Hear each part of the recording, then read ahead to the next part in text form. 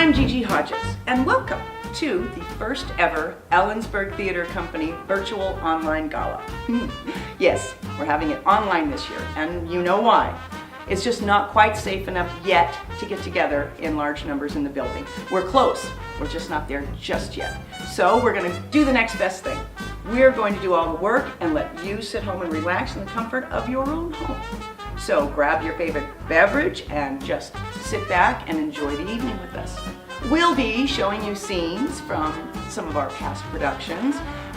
Believe it or not, we did get a few things on the boards this last year, and so we'll be interviewing some of the new people that we've had come to theater and some of the old people, faces that you'll remember. We have a lot of thanks. A lot of people have contributed to theater in this last year, and so we'll be introducing you to all of those people.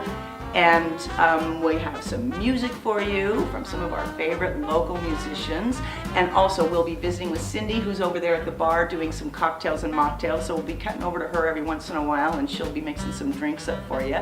So that's going to be a fun thing. So we got comedy, we've got music, we've got memories, and we'll tell you what's coming up in the year ahead.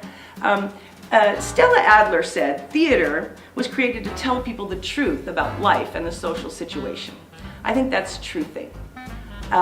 Did you know that the word theater comes from the Greeks and it means the seeing place? And that's exactly what it is. That's exactly what it is. So tonight we're going to show you what we do here and how we do it. And so welcome and enjoy it. Guess what? We have Julie Divins up for you next. Now, you know Julie, she's a local here. She's one of our favorite musicians. She plays here at the Playhouse a lot, all over town. She plays with Les Stansel, and look for their music online. They've come out with some albums lately. But Julie's gonna play a couple of numbers for you tonight, and here is the first one. Hey there.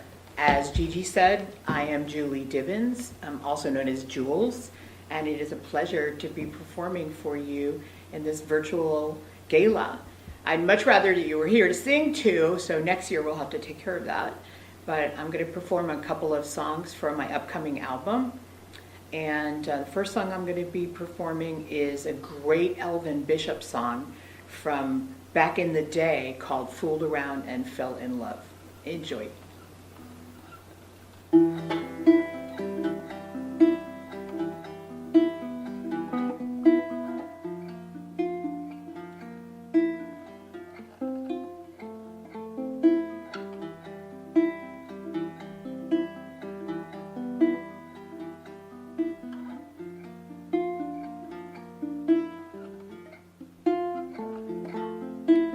Must have been through about 1,000,000 girls.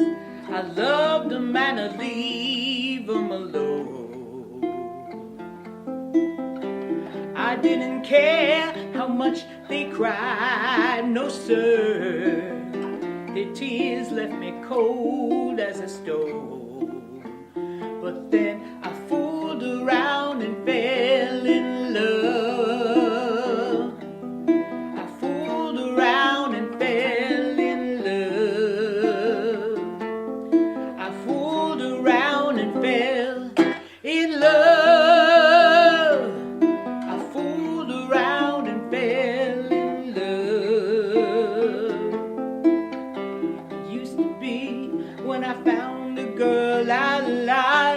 I get out my book and I write down her name. But when the grass got a little greener up on the other side, I just tear out that page. But then I fooled around and fell in love. I fooled around and fell in love. And fell in love. I fooled around and fell in love. Oh, oh, oh.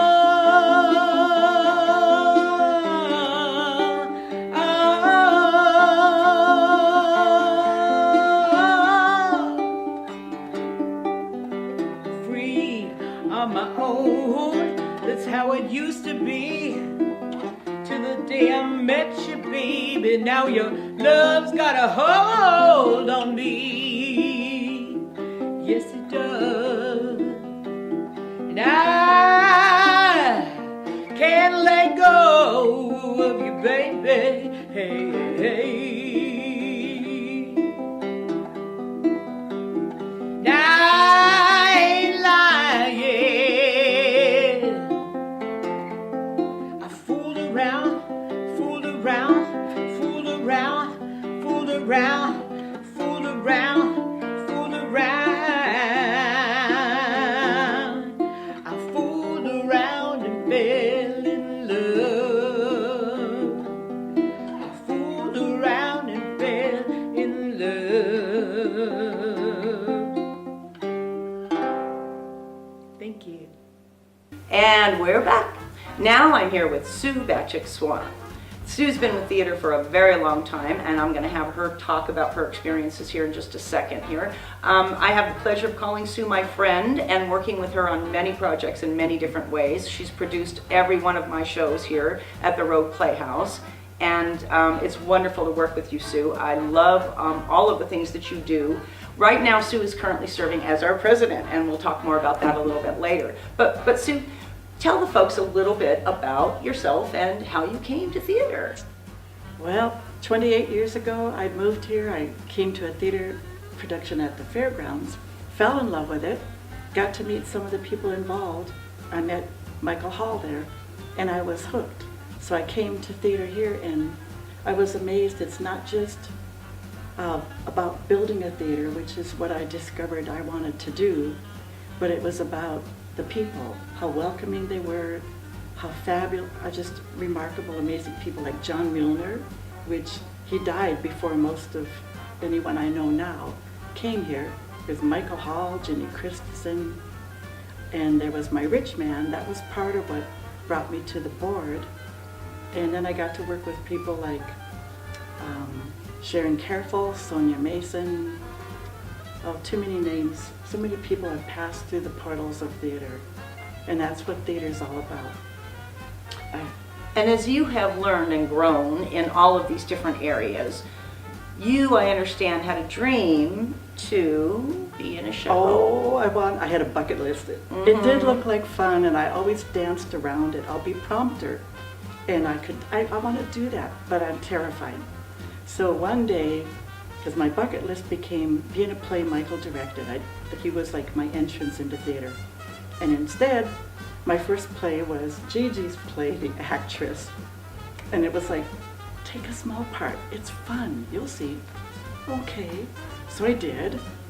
And my knees shook in rehearsal walking across the stage. And somebody moved the bouquet. You do not move props. Gigi is death on this. Do not move props. I got to the sofa. My thing's not there. What's my line? I have no clue. And that was just a lot of fun. And you often tell people the story of the day you had a little meltdown. Oh, well, The director was apparently just asking a little too much of you that day. Oh, I was frantic, and I didn't know what I was going to do. I had not much time to learn this part. I came late. And nobody ever told me this is part of what you do when you're new in theater and you're me. So I'm having my meltdown. It's like, oh my God, you have to stop. I have to get this.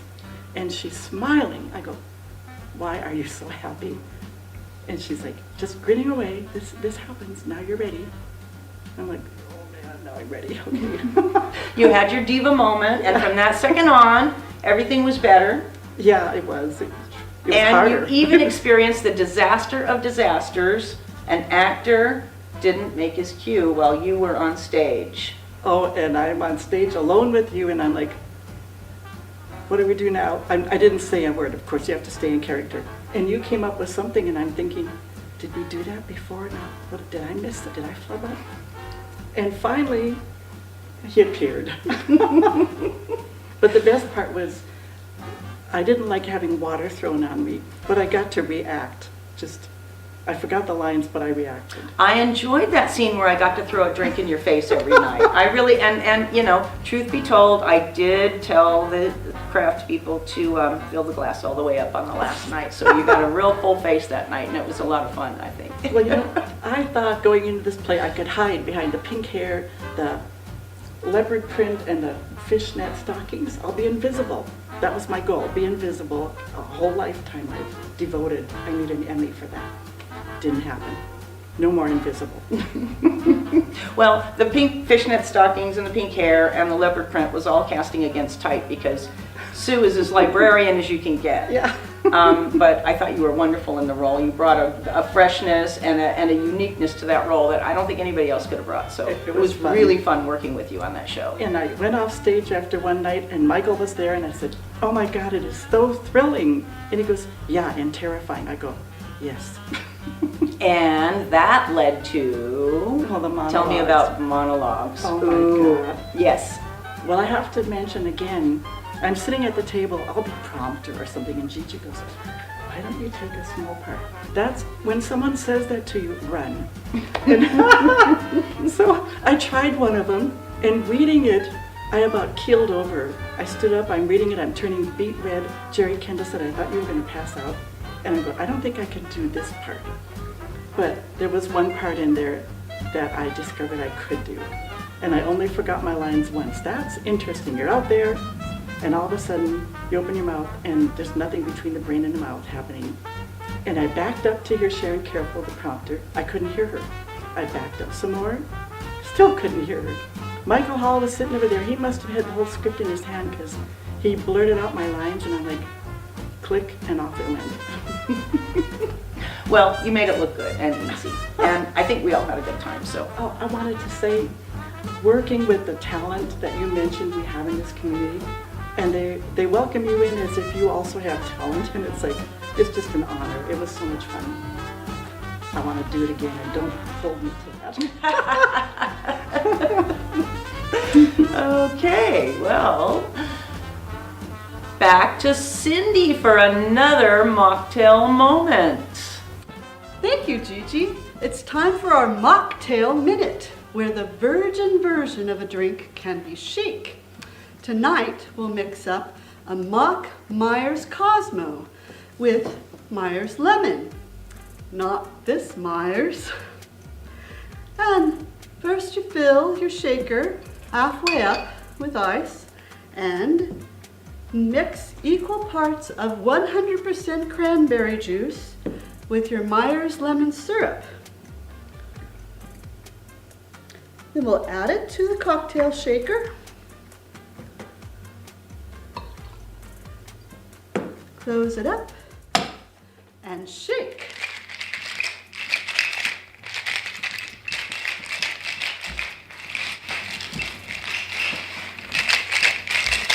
Till it's cold. Now strain it into the glass, your cocktail glass, and add a bit of chilled soda. I like the lime flavor myself. Give it a stir and yummy. And look, there's still room for some vodka. Till next time. Welcome back. Now, next up we have Michelle Goritz-Berlant. If you have had the pleasure of hearing Michelle play here at the Playhouse, ooh, you are very, very lucky. She's played with us several times with concerts here. She's an accomplished concert pianist, among other things, also co-owner of the Agnes store. And a couple of years ago, she did the Youth Dance Collaborative in association with Vanessa Spini and Cindy Myers and myself. And that was just a wonderful experience we had with all the kids and brought dance back onto the stage of the Road Playhouse, and we were very thrilled to do that. So enjoy Michelle Goritz-Berlant. Michelle Goritz-Berlant, and I'm going to play for you a piece today that I wrote called Wonder. And I wanted to see what would happen if I took what I understand from classical music and fused it with what I've learned from new music, that creative, spontaneous, reactionary world of new music, with the tonal qualities of classical music and the form.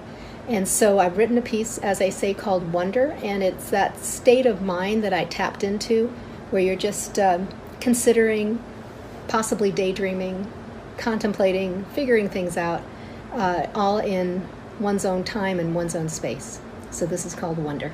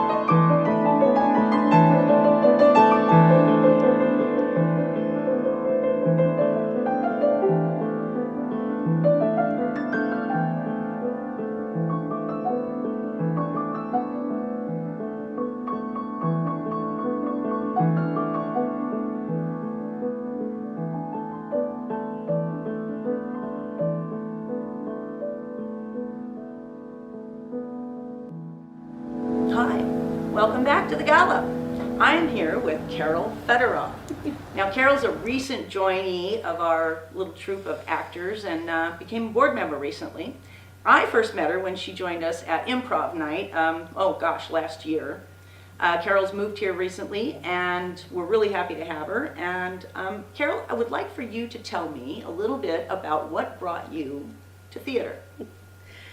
Well, I discovered theater rather late in life. I was 36, I think, and I took an improv class down at the college. I was training to become a teacher, and I tell you, that class really opened me up.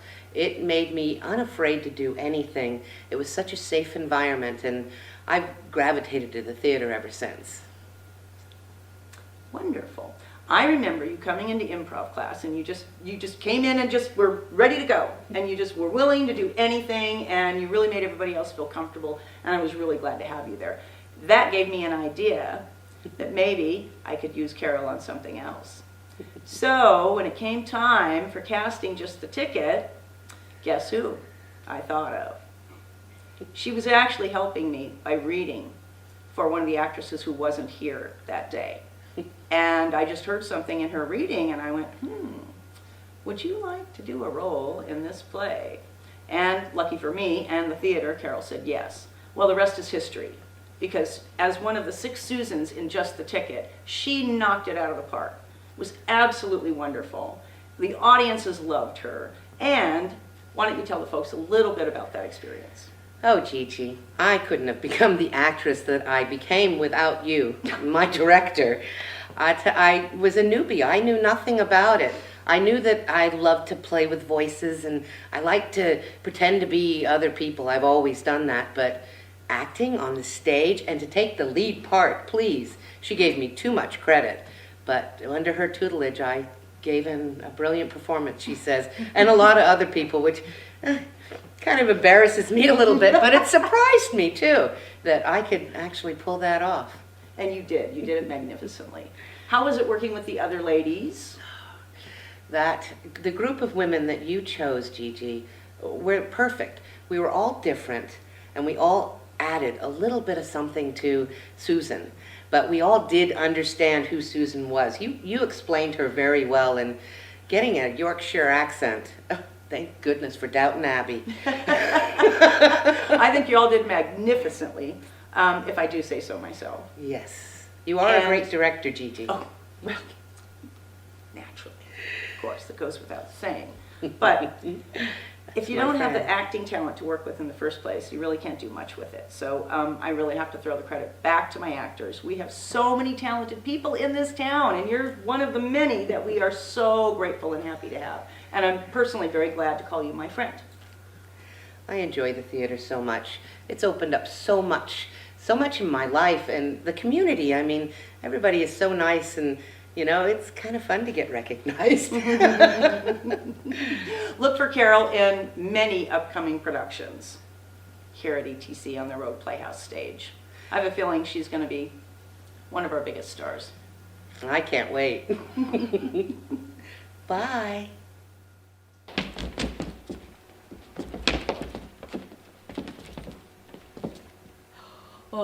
I can tell by the look in your eyes and the tone of your voice that you are implying that I am the good boy in question. And I'm wagging my tail and tapping my paws excitedly as if to say, is it me? Oh, I hope it's me.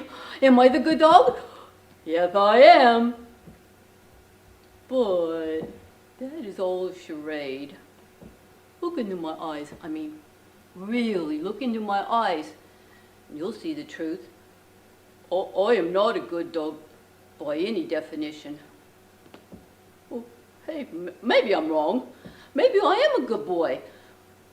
Maybe I'm just mistaken about the nature of good and evil. Well, I suppose that could be true. Or maybe I just have a guilty conscience that I need to get something off my chest. Oh, I doubt it, but that could be true too. Whatever, I should come clean. I mean, you are human, and from my estimate, 80 to 180, it's time for you to know the truth.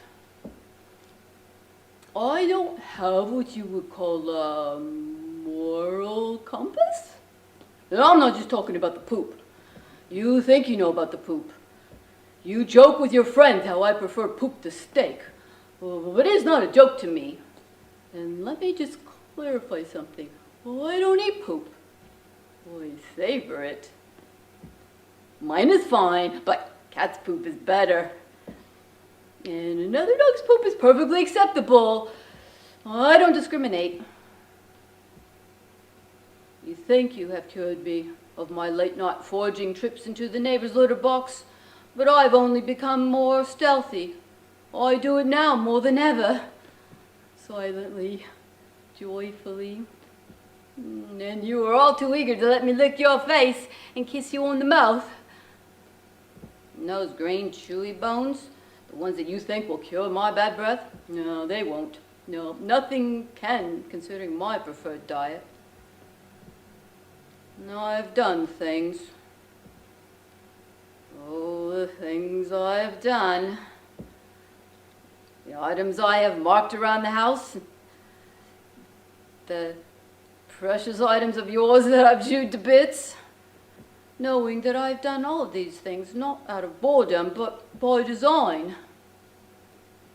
All those stuffed animals I unceremoniously have snuffed out. And the joy of it all. The shame that follows. The rising desire to do it all over again. This cycle I cannot break, that I don't want to break. The doors I have scratched. Just to feel the splinters under my paws, to feel freaking alive. The plans I have made while I watched you sleep. Check your browser history. Go on, I'll wait.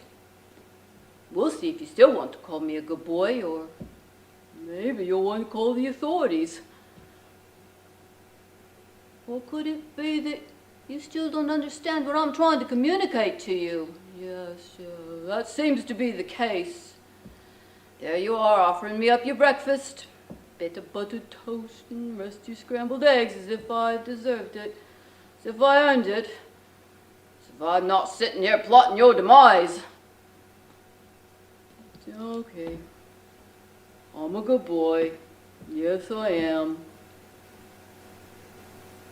I'm a very good boy indeed. Right. Next up, we have Stephanie Latour. Now, I first met Stephanie when I cast her in my play The Actress a few years ago. She played the drunken agent Harriet, which, I mean, packed house, had people on the floor, stole the show, which was mildly irritating but beautiful all at the same time. Stephanie is an accomplished actress, director, singer. There's just nothing this lady can't do. She's married to Tony Latour, who has presented his wonderful Elvis show on our stage many times, and that always packs the house. And Stephanie also does a Patsy Cline's show, and she's been doing that for several years around the state and in California. And we always get to enjoy that when she's here at the Playhouse. So enjoy Stephanie's selection for tonight. Hello everybody, we are Stephanie Latour and the Reverbs, and I'd like to take a moment to introduce the band. We've got over here on guitar, we've got Ernie Cox on guitar. On bass, we've got Ken, but we also have Ken on drums. So this is Ken, and this is Dr. D. Right? Right. All right. And then on the keyboards, we've got Jim Newman, and I am the Reverbs. Oh, wait, no. I'm Stephanie Latour. And we're so glad that you're joining us here for a few songs. We hope you enjoy what you hear. 2, 3, 4.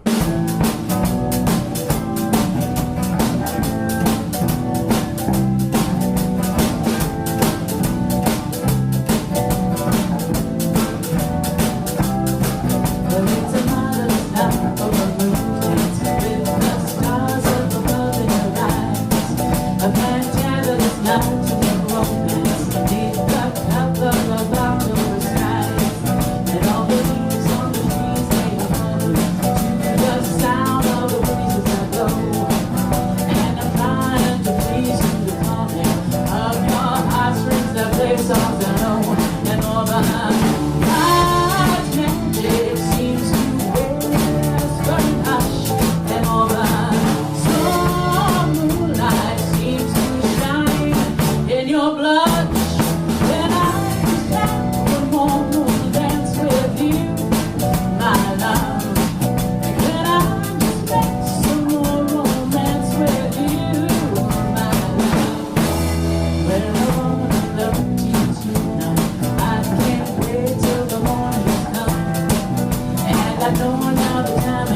just right. And straight into my arms you will run. And when you come out my arms, I'll be waiting to make sure that you're never alone. There and then all my dreams will be true. There and then I will make you my own. And every time you touch me, I just tremble inside. And I know how you want me. You know that you can't hide it.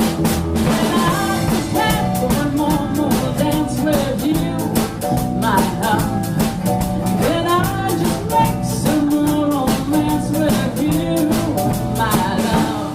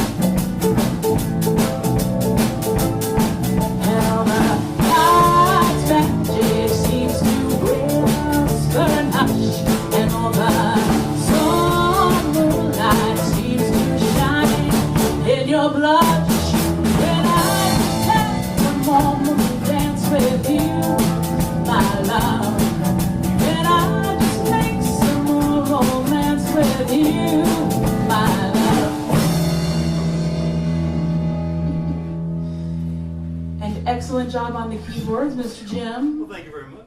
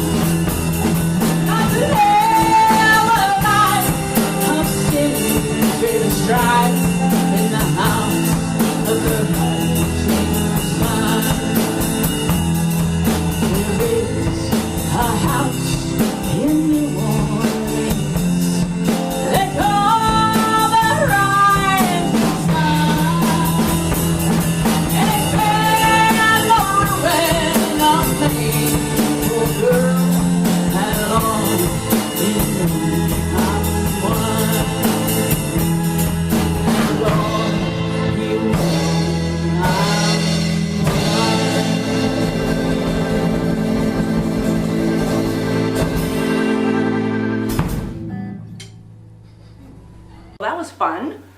Welcome back. Now, we're here with Michael Smith, who was our first-time actor on stage this year with Streetcar Named Desire, directed by Nima Shaler. Now, Michael, you can normally find him in the produce section of the grocery store at McKay's there, but he found out about an acting workshop that was taking place here on the Rogue Playhouse stage and decided to join us for that. And, well, the rest is history. I'm going to let him tell you a little bit about that. Tell us about how you came to theater here at the Rogue Playhouse, Michael. Well, I had originally found a flyer for the acting workshop outside of, I believe it was McKay's, yeah, on the bulletin board out there. And I had saved the number in my phone. I had always wanted to try out acting. I'm a huge fan of the craft. And yeah, so I gave Gilda here a call and set that up. And that was, ever since, that was my first experience here. And then a personal friend of mine recommended me for a streetcar, and that's how I came to be Stanley Kowalski. So would you say that the workshop taught by Katrine McGregor was something that gave you the confidence to go ahead and try for that role?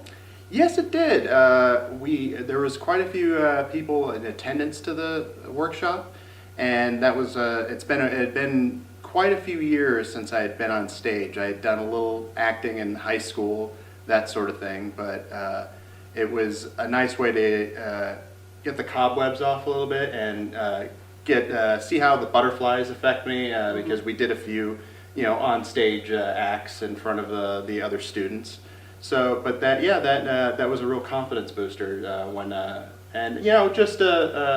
my friend Sergio Martinez recommending me to do this because he's a regular, or was a regular around here until he's had a family. And yeah, that's been my experience so far. And so you worked with a lot of veteran actors on Streetcar. You worked with Valerie McGilvery, Rob Brown, Carrie Crook, who's been on the stage a million times. We love Carrie. I cast her in everything I can get her to be in whenever she's available. How was that experience, working with these very experienced actors and standing right alongside of them? It was fantastic. They were all super accommodating, extremely helpful with me, very patient. They were all very giving actors too. That was very important since acting is reacting and all that. So yeah, I learned a lot from all of them, especially Carrie, who played my main scene partner in the play. So.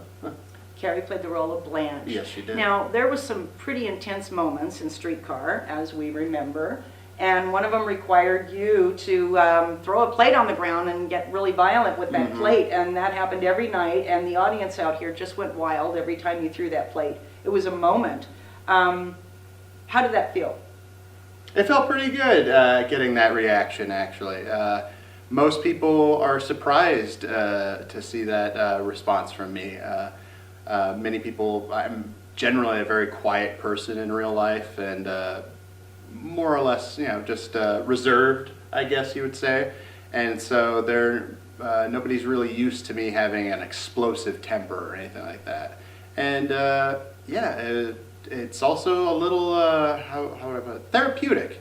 Yeah, getting to work out that rage a little bit, and just fun breaking the plate over and over again.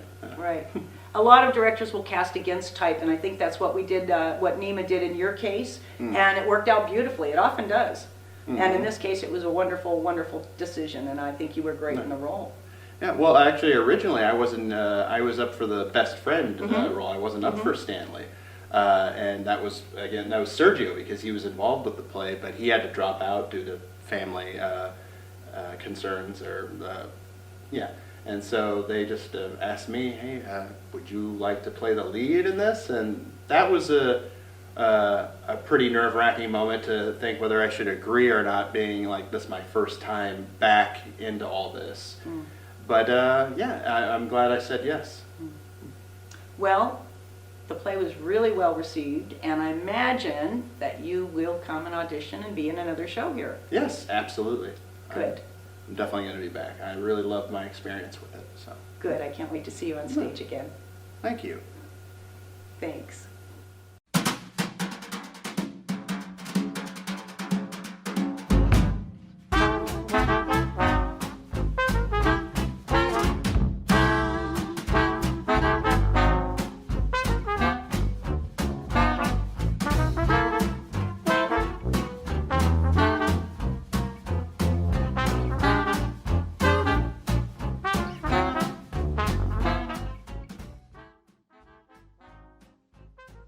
I would like to welcome all of you to the Rogue Playhouse with the Ellensburg Theater Company to present A Streetcar Named Desire. Yay! Okay, we are just so happy to have all of you here, and we would all like to extend a giant thank you. We obviously couldn't do any of this without any of you guys. I'm so proud to have had this play as my senior project. I'm a recent graduate of Golden Beach High School, and this is what I decided to do with my summer.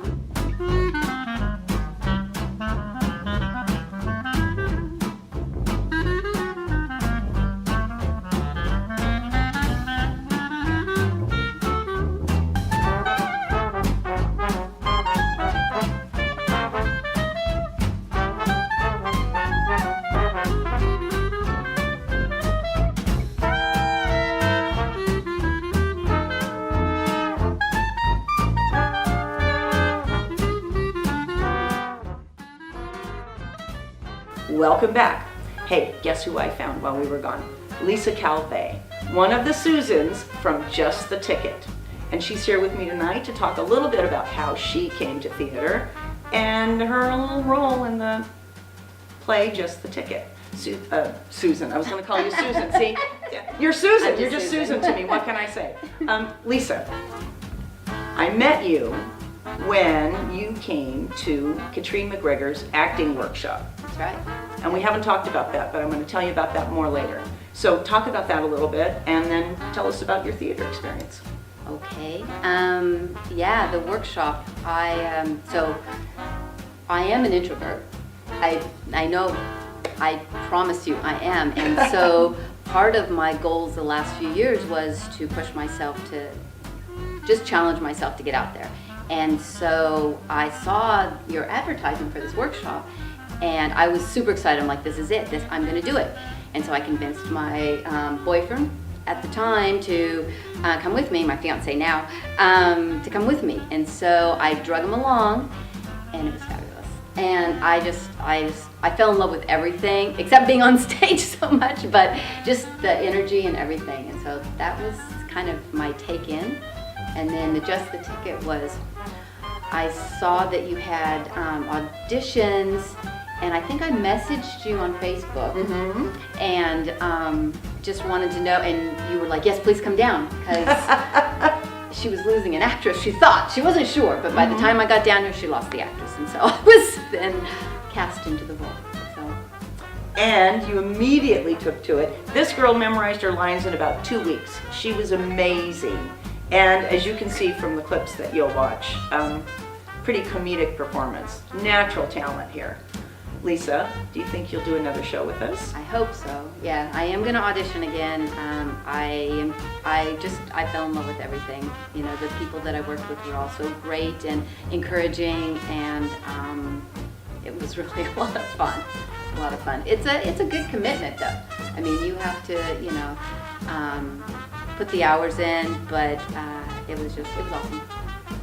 Yeah. How did it feel taking that bow, knowing that you just nailed it? I don't think there was a weekend that I didn't dance off the stage. So I remember, I don't know if it was Debbie, but one of the actresses told me that, by the last weekend, it's just going to be, you have to actually stay in character because it's going to become rote and it's going to get boring. Or no, it was just the best for me. The last weekend, because I knew now, I know I had my lines down, and I was just always excited. It was the best weekend ever. And so yeah, when you took that bow, I remember just like dancing off the stage. It was fantastic. I loved it. And I think it was because I got my courage up to actually do it. I was more just proud of myself that I did it. Like, not that my performance was any good at all, it was just that I did it. Well, I was your director, and I'm going to tell you right now, your performance was brilliant, along with all the other girls. They were You guys did awesome. such wonderful work. Yeah. I asked a lot of you folks, and They were good. it was amazing what I was asking of my actresses in this show. To do a comedy monologue, 7 minutes of solid talking twice, and all in the same costume, same wig, same makeup. And every one of you brought Susan to life in ways that I couldn't have even imagined. Yeah. And it was so wonderful, and I cannot wait to work with you again. Thank you. You're so much fun. Thank you. Thank It was you. great working with you, Gigi. And now we'll go back to Cindy for yet another Mocktail Minute. Cindy, take it away.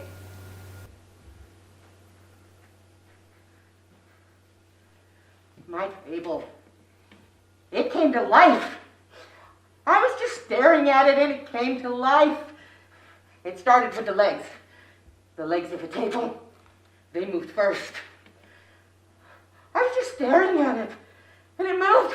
I had to blink my eyes quite a few times to make sure that my eyes weren't playing tricks on me.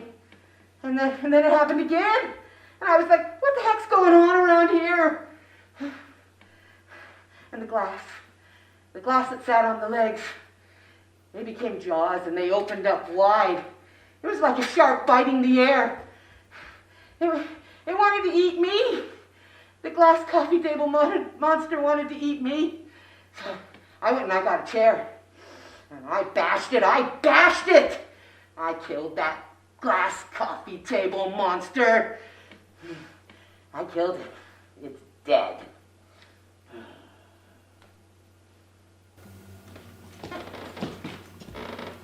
Thank you, Gigi.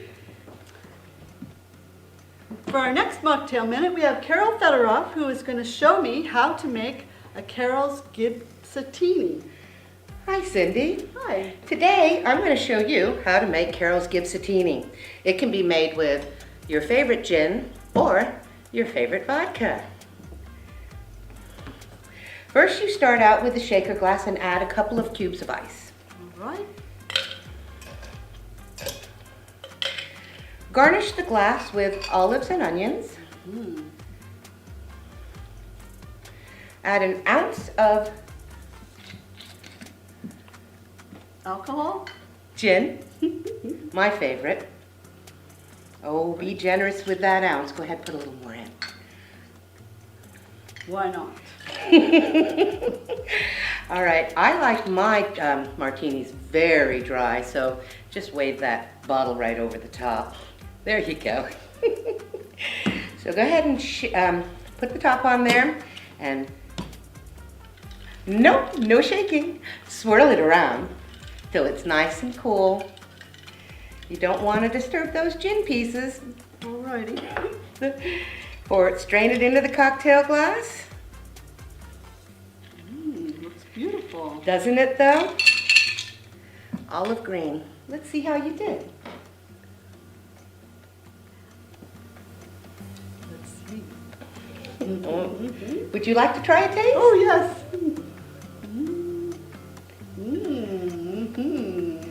And don't forget the fruit. I like lots of it. Till our next cocktail minute. Drink it up. Hi, my name is Ann Talacker Hall. Last year marked the 100th anniversary of the 19th Amendment, where women were granted the right to vote. A 70-year struggle that started in 1848 in Seneca Falls, New York. With the support of ETC and the League of Women Voters of Curry County, I wrote a musical celebrating Oregon's suffrage movement and its amazing women. It's called Pathbreakers, Heroines of Oregon Suffrage. We follow Abigail Duniway, the mother of Oregon suffrage, played by Valerie McGilvery, from 1870 to 1912, when Oregon granted women the right to vote, 8 years before the rest of the nation. We embrace Susan B. Anthony, played by Dr. Jessica Carlson, who came to Oregon twice to support Western women in their crusade. Can you imagine the strength of Hattie Redmond, portrayed by Jerry Kendall? Part of the Women's Caucus, she became president of the Colored Women's Equal Suffrage Association when Oregon still had laws excluding people of color from moving to the state.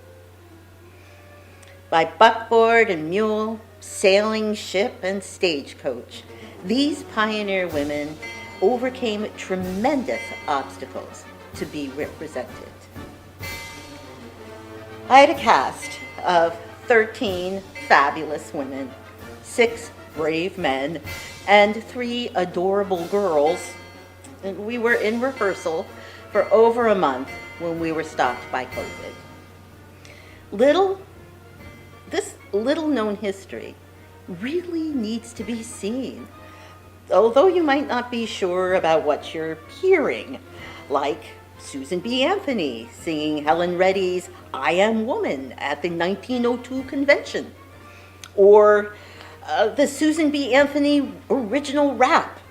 She's brought the revolution against the institution that supports the degradation of the women of this nation, as only mature women of Gold Beach can do. Or the Senate battle for the vote using Fugue for Tin Horns and Bohemian Rhapsody with relevant lyrics. So I also researched original suffrage songs from the period that are given voice again 150 years later on our stage by powerful women like Julie Divins in our amazing cast. educational, entertaining, enthusiastic. So hang on to your hats. It's going to be a great show. I've written several plays for ETC in the 18 years I've been a member. My husband, Michael, has directed great shows for over 30 years. I have fond memories of pulling together the first membership gala with a chocolate extravaganza and an art of kissing skit and Sans Prophet that rocked the house until it shook. Good times will come again.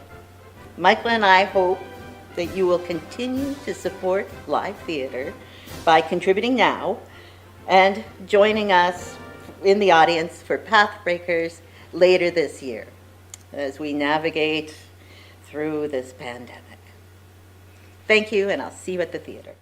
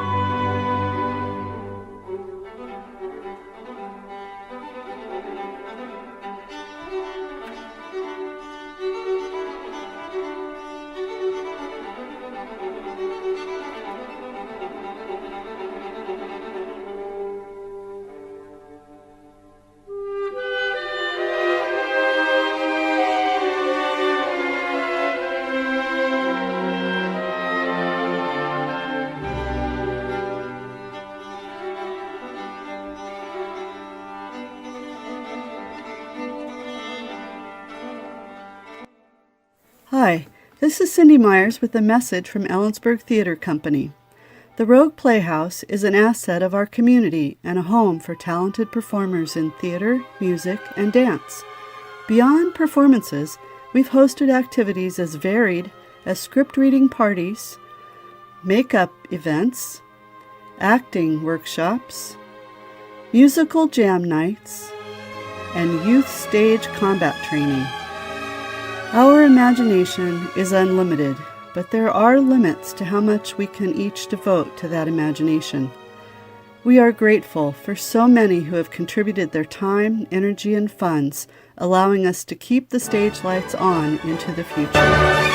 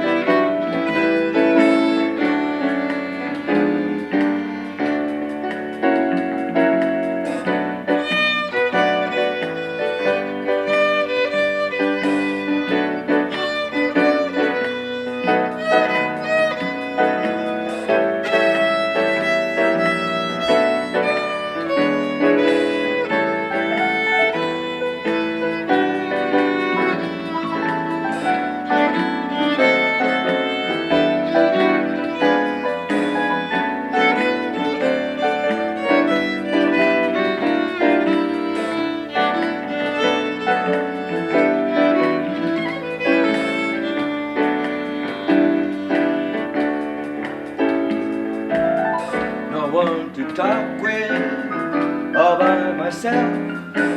No one to walk with, but I'm happy on the shelf.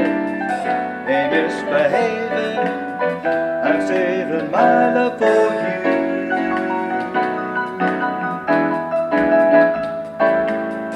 I know for certain the one I love.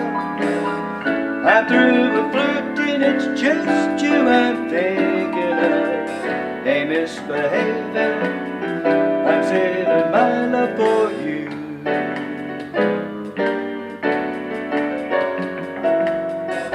Like Jack Horner in the corner, don't go nowhere, what do I care? Your kisses are worth waiting for, believe me. I don't stay out late, don't care to go. I'm home about it, just me and my radio. Ain't misbehaving, I'm saving my love for you.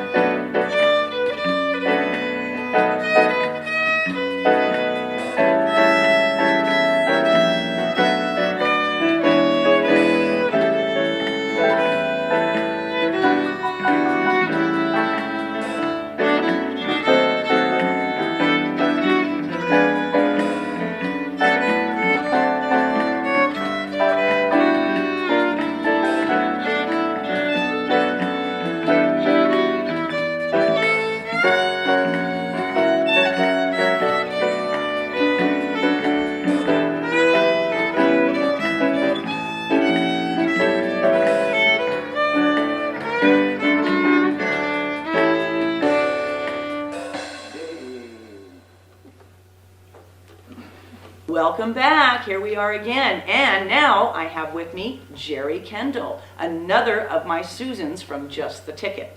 Now, Jerry has been involved with theater since, about 2008, I think. Yes. She started her career behind the scenes doing backstage work. And I'm going to have her tell you a little bit about that. That was an interesting experience, I think, for Jerry. But we got her on stage eventually, but it was a roundabout way. So let her tell you a little bit about her backstage experience. Well, I started in 2008. I was introduced to theater by Ralph and Arnett Sheeler, and he wanted me on stage, and I said, no, I'm nervous, I don't want to do that.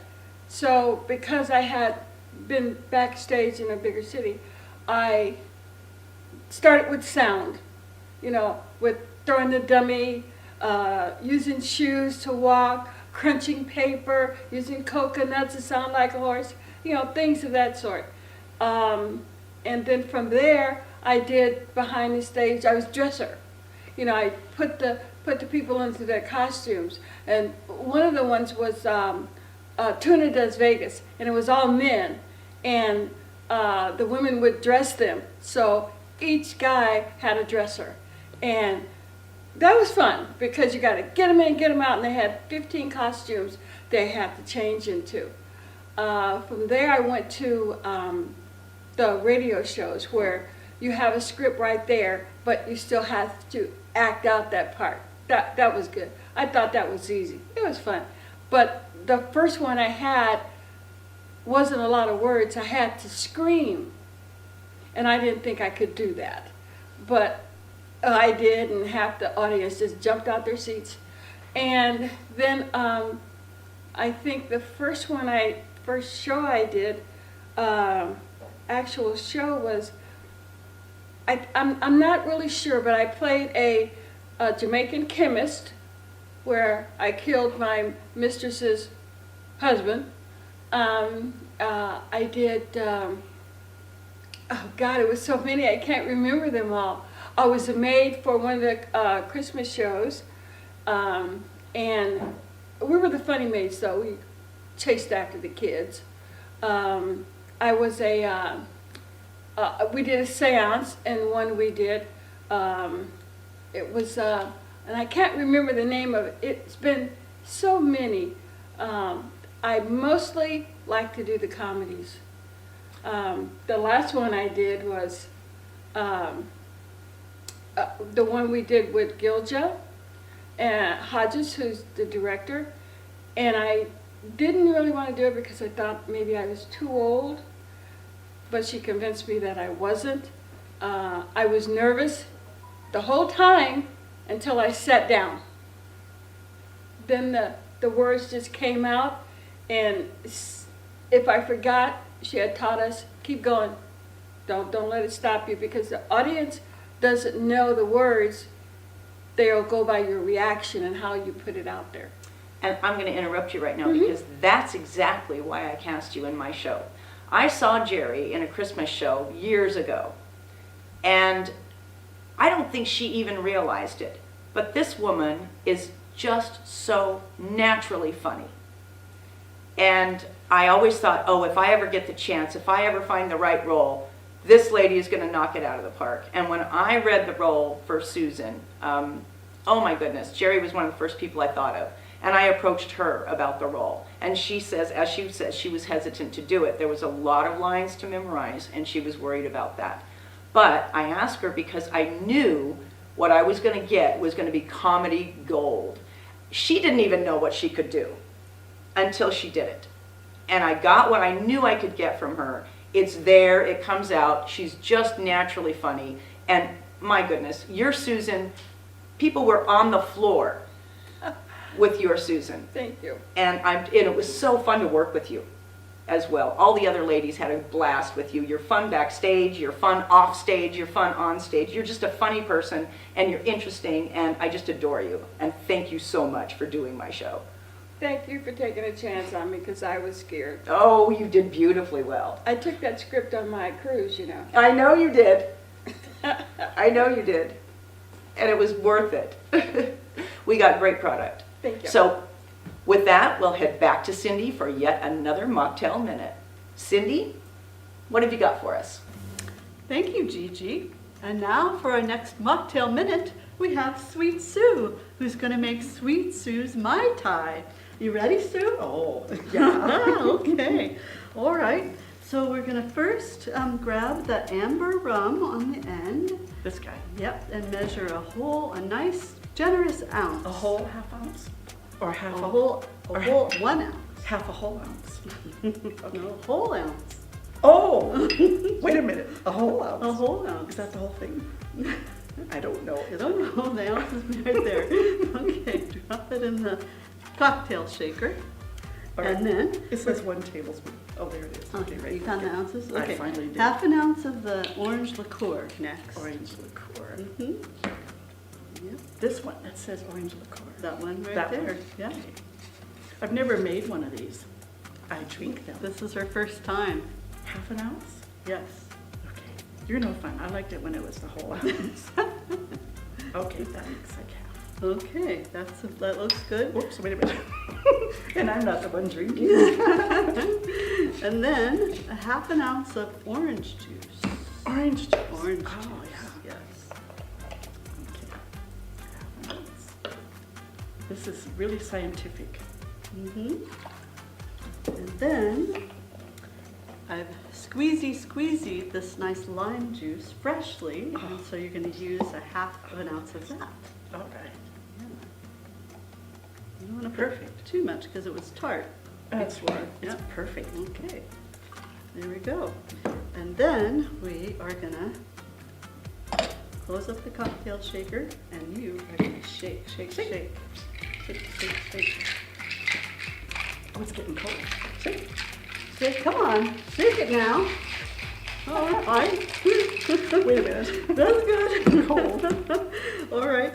Now we're going to strain it into the glass. Put a few rocks in there. Not too many, it'll dilute it. All right, you don't want that. Heaven forbid. Yeah. Here we go. And for the piece de resistance, we have What about a little lime. What about this guy? Oh, yeah. Okay, I think we put that in last. Okay, there's the little You're garnish. just trying to impede my progress. Okay, now the black is a little dark rum. Say when. Okay, well you say when. When? That's probably good, when, yeah. Okay. I want my jigger. All right, I think you can try it. Stir it? I need to stir it. No, you don't need to Oh, you don't stir it? No, you should stir it first. Oh. Then put the black rum in. Too late. You want to stir it and put some more black rum in? Oh!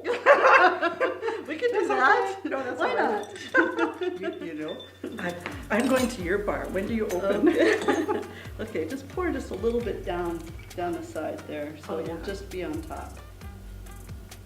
Right there. Oh, Oh, yeah. it's Can you pretty. see it? Oh, yeah, There show we it to the go. camera. Yeah, there you go. We Okay. do good work. All right, with your umbrella and your wine. Umbrella.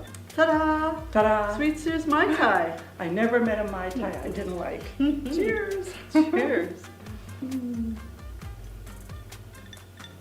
Oh, Is the best. the best. All right, so we gotta say till next time. Till See you next later. time. See you later. Well, howdy, folks. My name is Dallin. I'm a local entertainer here at beautiful Gold Beach, Oregon. And I do music and comedy, mostly music. I do sit-down comedy. That's what they told me to do the first time I tried it, so. And I have been coming to the theater here for, it's been over a year or so. Especially on Thursday night, jam night. And what a experience that has been. Can't wait till it opens up again sometime this year. A wide variety of musicians, all different calibers and all different talents, and it's just been fun. It's been a lot of fun. Seeing the plays, maybe someday I'll be in one, or my grandchildren will be. So I am going to do a couple original songs. This is my partner here. His name is Al, short for Alvarez guitar. So this first song is entitled A Modern Man on the Road Again, and it's from experiences at playing at coffee shops and pubs and just watching what goes on. So here's how it goes.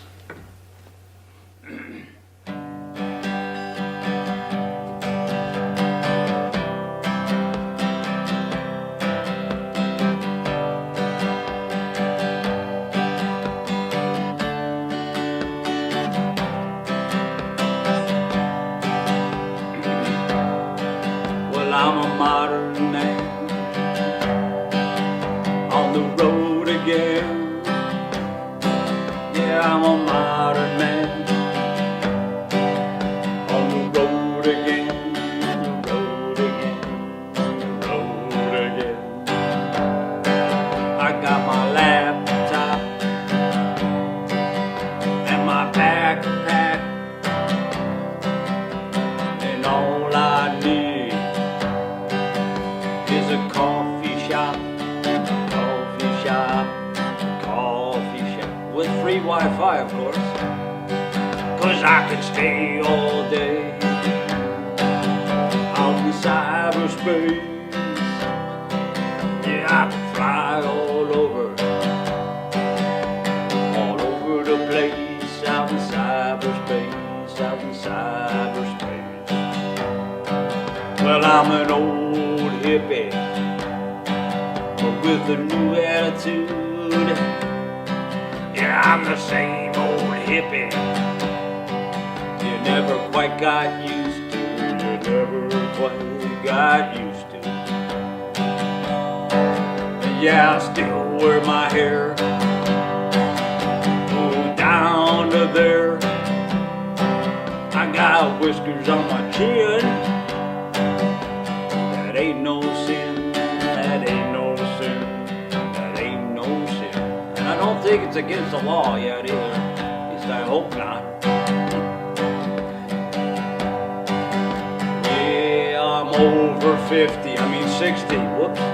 They say I'm over the hill. Oh no. In order to feel nifty, the doc says I gotta take a pill, take a pill, take a chill pill.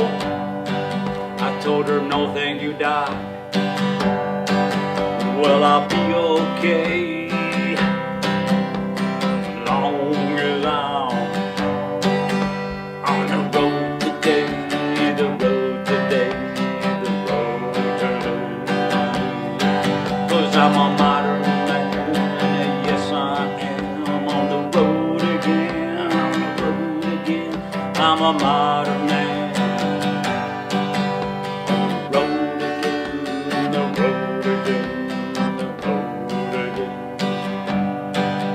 Well, I'm walking forward,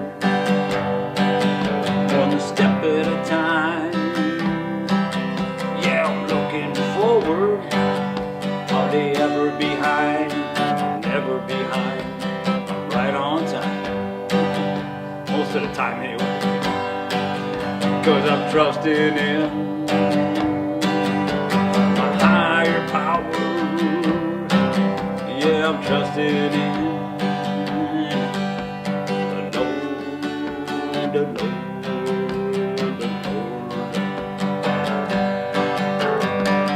Instrumental break time. That's what we call it. And then we take turns being the lead. And that's fun to see what happens when that happens.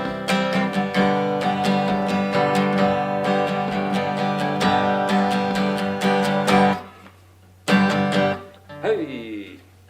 Anyway, that's watching and observing, especially cyberspace coffee shops. And they open up and they're gone for hours. The place could be burning down around them, and they're out in cyberspace, and which is okay. That's fine. So anyway, that's some of my just observing and being on the road. I like the outdoors.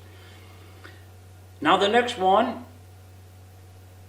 It might be a little controversial, and it's a blues song I wrote years ago now, and the title is The Political Blues. Now don't throw anything at me. It's not directed at any particular party. It's directed at all of them. So I got to get my blues voice on in order to sing this one.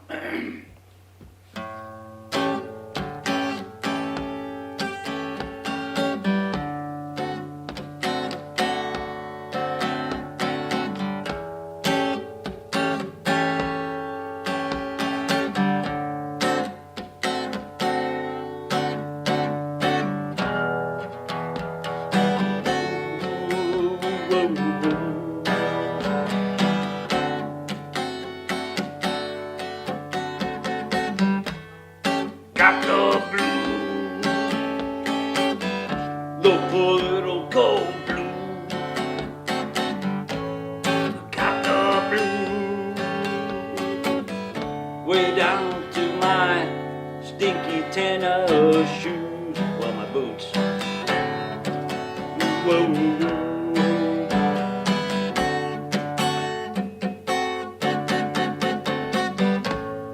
Get the blues when I read the news.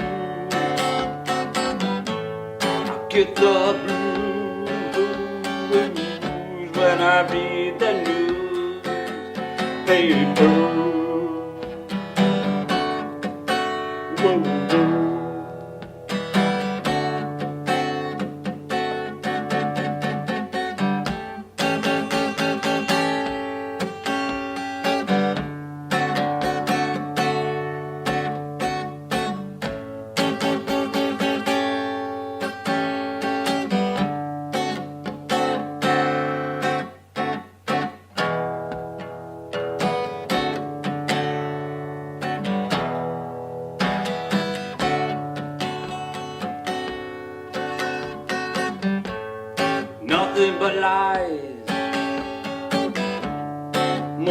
the time,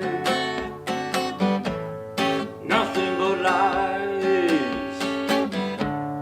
Most of the time, from the politicians, from those lawmakers.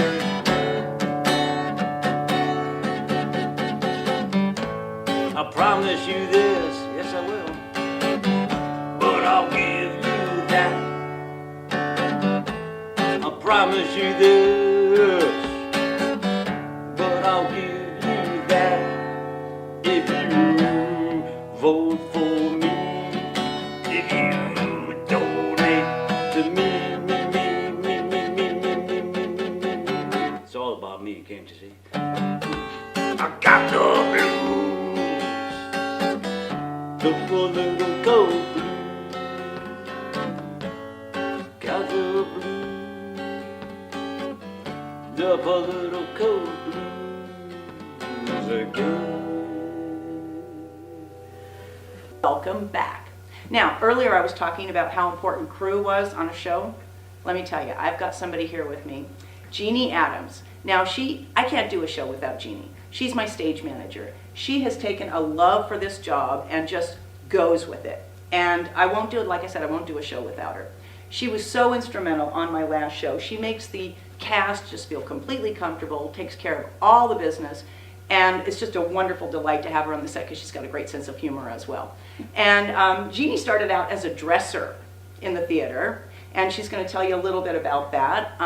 Jeannie, why don't you tell the folks a little bit about your theater history and then how you came to Ellensburg and all of that?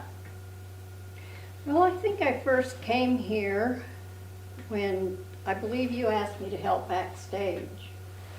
And I walked into the theater and you just feel like you're in a different space. It's, I can't explain it, but I helped backstage and I knew I found a place for me. And that is, I mean, you have such a great crew that works with you. You know, we are just like the closest team ever, and I've had very good experiences with my crew backstage. Well, you're an essential part of that crew now. From here on forward, we just can't do a show without you. For the third time I've said that. And I love having you around. I love having you during rehearsals and just all of the little help that you give, and especially backstage with the actors. You really take care of my actors. And I can't tell you how important and wonderful that is. Yes. You know, when you come into the theater and you look at the stage, and it's almost like a Picasso, if you will, looking at a blank, what do you call it? Canvas? Yeah, blank canvas. And then when it comes the night that the play comes on, you look at it and you think, wow, what a transformation. And that's how I feel. And I get, you know, good help from some of the people. Don't you feel also that, at least I do anyway, that there's a transformation that sort of takes place with the people as the process goes on? There is. I mean, sometimes it's like, you know, oh, well, we laugh, you know, and we have fun. And the people, they start out, and pretty soon they work into their character. And then opening night, it is just like, to me, it's magic. And we open up the curtain and we look out there to see how many people are in the house, you know. And the one thing that I would like to see is more people in our theater, because our actors and actresses work themselves to, you know, do the play for people. And it just, we need more people to come to our theater and support us. And I think that's important. Excuse me. I had one woman say, what a play, she said. Now I don't have to go out of town to see theater show. So I thought that was a great compliment to Yes, the we get a lot of cast. compliments like that. Surprisingly, people are surprised at how well we do our job here. And I love that. It's always nice to see new people come in and say, oh, I found this beautiful gem of a theater. And they're here for life. And that's because of the work that you do and all of the other people here. Right. our Sharon crew and Tina Lanier and all of the people who crew, Eric in the booth, as well as all of our producers. Sue Batchik is always backstage producing. And this last show that we did, I just have to talk about that for a second. It was such a unique experience. We had 3 new actresses who had never been on stage before. And so that took some extra special care by the crew. And they felt so supported and taken care of that the bonding was just that much more intense. And so we really, really created a little family out of these 6 Susans. And with the social distancing and everything that we had to do backstage, I thought, can we pull this off? But because you guys do what you do so well, we managed to pull it off. And like I said, I wish more people had seen the show, but it was a great show. And you know, we have fun. I was at on stage one time, and Michael Hall was supposed to walk off stage with his suitcase. Well, he didn't know it, but the guys filled that suitcase with rocks. And so when it came time for Michael to go get his suitcase and leave, he picked it up and he said, I'm going to kill those guys. And the audience was roaring, you know. It was just a fun time. It's fun, and I love it. And you are the most important factor in all of it. We have to have you come see the shows. So please come and sit in the seats when we're open again.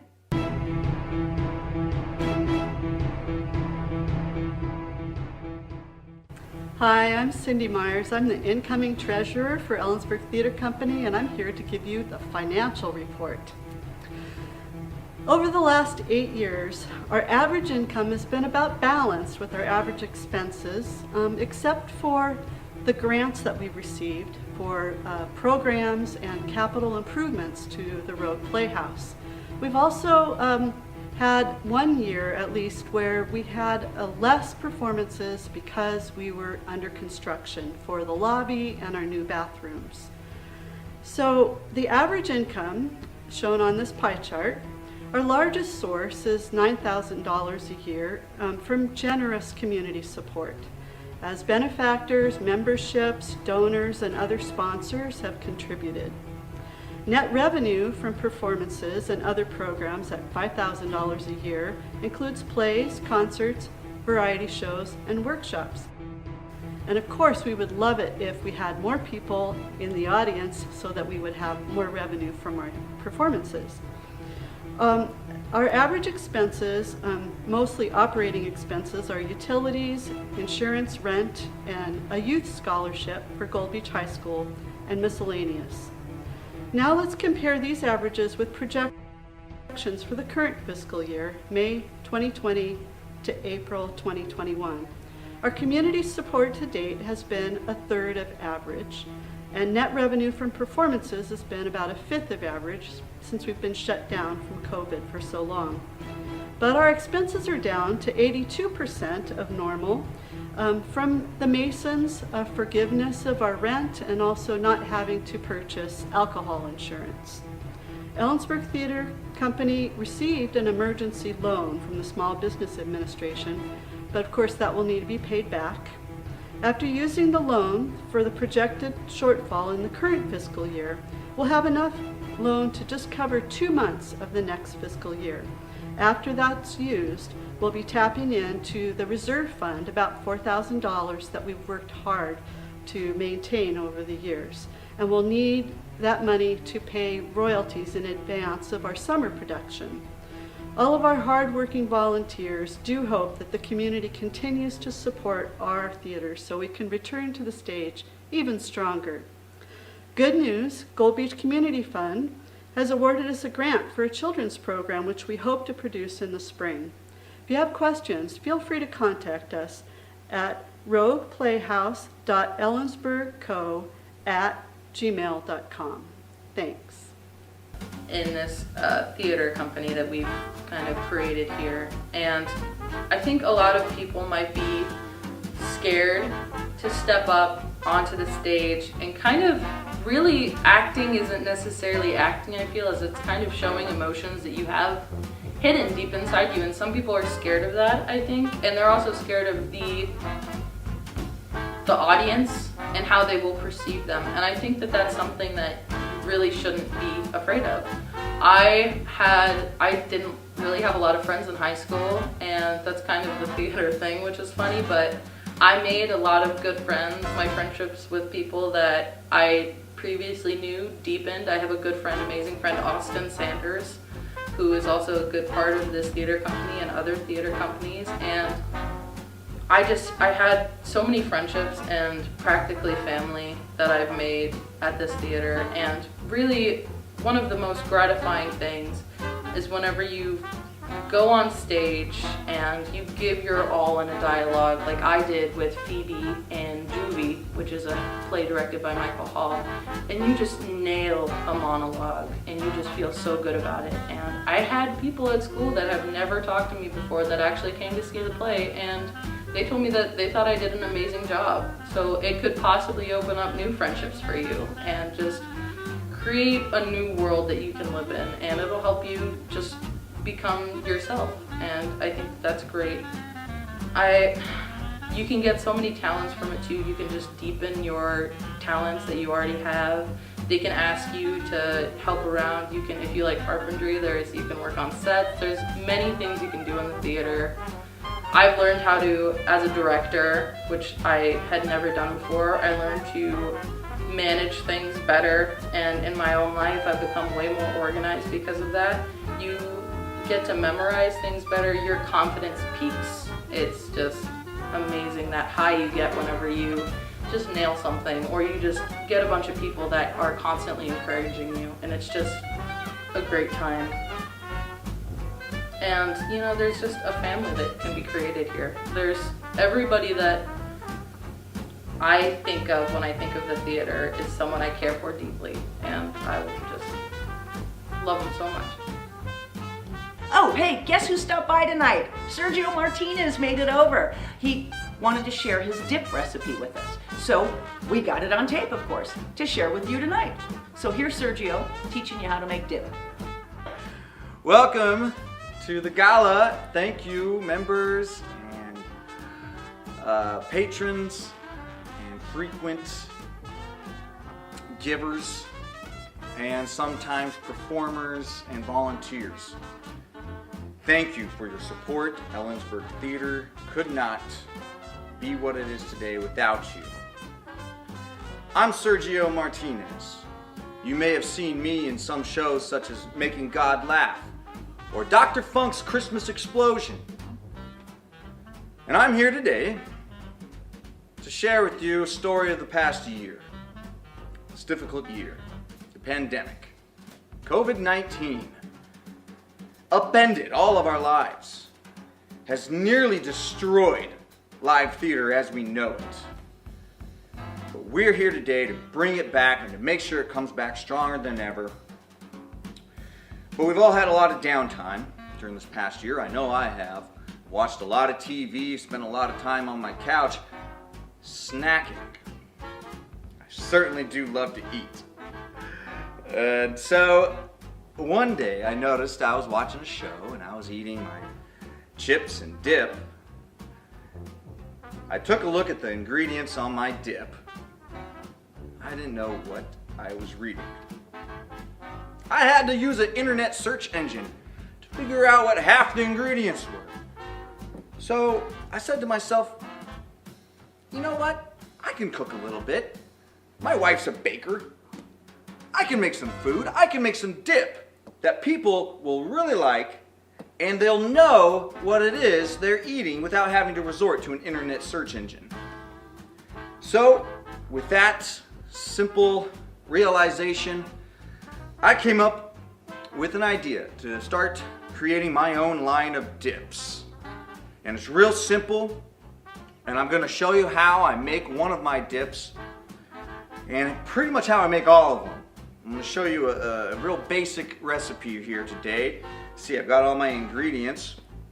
And you may notice I've got onions, I've got a lemon, I've got a garlic, I've got a big jar of mayonnaise. This is key because my line of dips are called mostly mayonnaise. That's right, mostly mayonnaise. It says it right on the label. You don't have to read the ingredients. It says it right there. You know what you're eating. Mostly mayonnaise. Because that's what it is. Mostly mayonnaise. So I've got a few other ingredients here. I've got some salt and some pepper, a little bit of ketchup. Let's see here. Oh! Some of you may have been experimenting with different types of diets over the year. I know I have. I've tried to implement more plant-based foods into my diet. So I've got an alternative. I've implemented this into my line of dips, mostly mayonnaise. This is a vegan mayonnaise. And what I'm going to start calling my line of vegan mayonnaise, I can't believe it's not mostly mayonnaise. Still mostly mayonnaise, just, you know, something to help you tolerate your vegan friends. Okay, well, why don't we just get started? Let's see, you know what the name is, mostly mayonnaise. Let's get going here. So I got my bowl, I got my spoon, that's really all you need. I'm forgetting the first step, it's very important, hold on one second. Hand sanitizer, I know you've seen a lot of this in the last year. I'm just put a little bit of that on real quick. Scooby-Dooby-Doo. Oh! Oh, yeah. I had a cut. I had a small cut on my finger. I didn't know that. Oh, I know now. It's right there. I can feel it. That's okay. That's okay. Oh, it's clean. It's clean. I don't have to worry about that now. Oh, good stuff to have. Okay. Thank you. Let's get right back to it. Mostly mayonnaise. So, as the name implies, you really can't go wrong. This is your base ingredient. So, you just adapt whatever it is else you're going to add to it. And that will be your ratio that you have to follow. So I've got probably maybe a cup and a quarter cup. Maybe you can see it like that. Look at that. You know what that is. You don't have to search and what's mayonnaise? Everyone knows what mayonnaise is. All right, it's right there. I like to read the ingredient label, so don't you worry. Okay, so we got the mayonnaise ready to go. Let's put that over here. Move the veganase. So the onion is an extremely versatile and basic ingredient in so much cooking. So many recipes call for onions, and it's healthy, and I think it's delicious. So let's get going right away. Don't worry. My wife is a baker. She showed me how to chop. You don't have to worry about a darn thing. I've got the skills to go to town on these onions. I had them pre-peeled before I started shooting. Normally, I would put them in a blender, but I don't have a blender today. Just goes to show that just about anything you make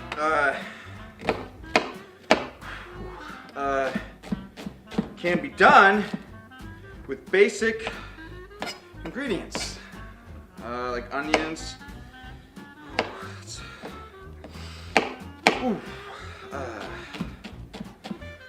Yeah, you're gonna want a lot of them. Like I said, normally you could do this with a good Cuisinart. I think it's good though to really practice your knife skills as best you can. It really serves you well when you're cooking, and you really want to get them real small. Normally you would have a blender, you know, but it's fine. You just really want to get them as small as you can. That really brings out the flavor and really helps you absorb the juices. And oh, good, I've got them diced. Diced is a culinary term for cutting them into small pieces. You don't want to mince them though, but that's what you would do if you had a blender. So we're almost done with the onions, and we can just get them one more time. Okay, you notice that my blade never leaves the cutting board. That's a little tip you can take home with you. Okay, so let's add that to the mayonnaise. Okay, really can't go wrong. Okay, let's just, okay. Let's not let anything go to waste. Okay, so let's just do that. All right, you can throw the remains in a broth, maybe. We are just going to put those down there. I've forgotten onion. One more, waste not, want not. We'll keep some chunky ones in there this time. Sometimes that can add a nice texture to your dip. Okay. And so the next ingredient would probably be garlic. I really recommend you get a blender. Let's just leave that out for now. So we're gonna go on to the lemon. We're gonna chop. I got a little bit of lemon juice, right, like in the eye. It's okay. And let's just squeeze it out. Oh! I have that cut again. It's okay though. You can just take it out on the lemon itself if you need to. I really like this. This is looking good. So salt is a must-have. It really brings out the flavor of anything you cook with. And I always measure it out by a palmful. And that I find just works really well with the bowl size, mostly mayonnaise. And I'm loving this. This is looking great. I like to use freshly ground pepper. For me, there's just no substitute. It is something I always have in my pantry. It's another tip you can take home with you. Fresh ground pepper works with great dips and sauces as well. So we're getting a really good mix. Look at that texture going in and out. You can really see the onions, and they are just getting slathered in mayonnaise right now, and I can really smell the lemon. I used a whole lemon, but that's why we use this. So the bowl size. So at home, if you wanted to follow along, just make sure you add a little bit of garlic. 1 or 2 cloves is probably enough. So one more thing, I like to add just a pinch of tomato ketchup. It's got a little bit of, well, this one has high fructose corn syrup, but that's basically just sugar, just a little bit of sweetness, and okay, it's okay. This one was almost out, but that's all I wanted. So I'm just gonna mix that up, and then it gives you that real pleasant kind of fry sauce color, kind of a nice soft pink. Okay, and folks, we did it. This is what you could call maybe like my baseline of mostly mayonnaise dips. So let's give it a shot here. Hands are kind of covered in salt and lemon juice, but we'll just kind of go like that. Okay. So you're probably asking yourself, Fritos? I mean, come on, what is this guy doing? Fritos. But Fritos, if you read the label, read the ingredients, it is corn oil, and salt. That's right in line with the Mostly Mayonnaise brand, kind of. So Frito-Lay, if you're listening, call me up. All right, ain't too proud to beg. Okay, let's give it a shot. Totally looking forward to this.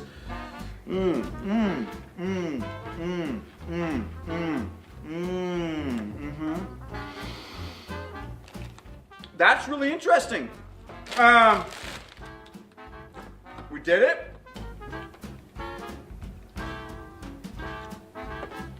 I had a lot of fun, and I'm really happy you guys joined us today. Remember, we're going to be back in the theater soon. We'll be selling popcorn and candy and beverages, and they're going to be delicious, and maybe we'll even have a few cases ready to go. Mostly Mayonnaise.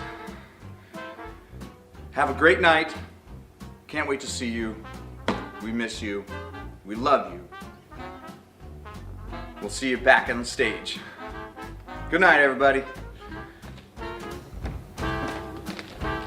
Welcome back. Now, this last year, one of the shows that we did was called Beer for Breakfast. It was another wonderful offering by Sean Grennan, the author of Making God Laugh from a couple of years ago. I hope you all saw that. That was a wonderful, fun show that we did. Sean did another comedy, and I love his writing so much, and I can't wait to do another play of his. I will as soon as he comes out with another one. But this one, Beer for Breakfast, follows three guys who's vacationing in a mountain lake cabin, and comedy ensues. So I needed three really strong actors for this show, and I found them in Mr. Michael Hall, Mr. Tim Wilson, and my guest tonight, Daryl Hawthorne. And Daryl's going to tell you a little bit about how he came to be in Beer for Breakfast. Daryl. Yeah, Gigi, my wife and I and kids moved here from Arizona a couple of years ago, and we'd only been here a little bit of time when we learned about the theater, and there was a concert being done, a one-man concert, and afterwards I was talking with my wife and I said, I thought about being in theater. I wonder if they need amateurs such as myself, and we were out by the concession stand, and I remember someone said, oh, you need to talk to Gigi. And I said, all right, I'll talk to Gigi. And there you were, very happy and excited. And I said, hey, I would love to maybe be part of a program if you ever need anything. And you said, well, I've got just the thing. And a couple of days later, we were reading for a part for Beer for Breakfast. I remember we started reading for one part and didn't fit real well, and you put me with another part, and then we did the program. And you nailed it. The sarcastic TJ. How was that? I think it was fantastic to play a, alcoholic, sarcastic male chauvinist, and and I told my wife I'm none of those, and she's like, well, maybe two. No, but it was a great fit. I think it was fun to do something that was not me, that was out of my comfort zone. When we started, oh my goodness, it was. When I was thinking about getting into theater, I was thinking a little bit part here, and then when I realized I was in every scene and we had a lot of lines, it started being very overwhelming, not knowing where to look, not knowing where to be, thinking it was never going to come together. And then all of a sudden you get these little sparks of magic where we kind of click, and you can see it coming together. And then the night of, you perform, and it's absolutely exhilarating. You know, the mistakes were made for sure, but to have the crowd laugh at the right time, have them laugh at the wrong time even, it was fantastic just to be part of that. And when it was done, I thought, you know, it's going to be a long time before I do this again. And I found not too long after I was missing it. Mm-hmm. Yep. It's called the bug, and it bit you. And I'm glad it did, because that means you're going to get back on the boards. I want to. And I will cast you again well. as soon as we can get back open. Yeah. I can't wait to work with you again. It was great working with you on Beer for Breakfast. And thank you so much for coming in tonight. Oh, no problem. It was fun, and you know, and it was unique. I know that you both directed and acted in it, and it was fantastic to share a stage with you and Tim and Michael Hall. I mean, it was a great experience. And it was so great. My daughter worked backstage, and she would run all the lines with me, and it was a great bonding opportunity. And now she can't wait to get into theater herself. Looking forward to that. I can't wait to see what she can do on stage too. That's going to be fun. Thanks, Daryl. Thank you. Ooh, I'm making for Jeannie a mock Mary. Yeah. First, lemon. Ooh, squeezy, squeezy. Lemon.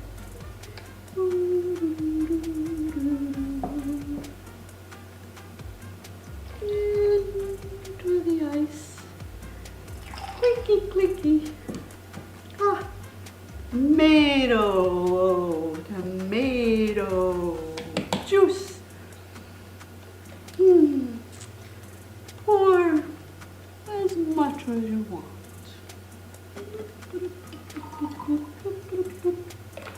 Tomato. Next, pinch of salt. Pinch, pinch, pinch. Pinch, pinch, pinch, pinch, pinch, pinch. And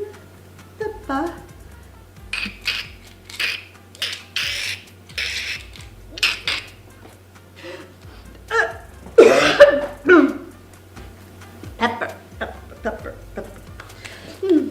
And dash Tabasco.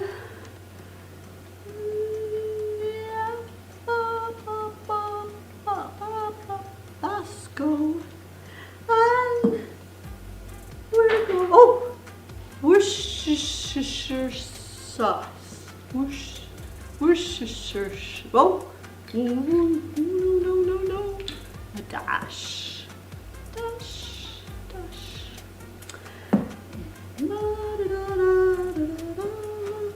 And if you dare, spice it up with a little horseradish.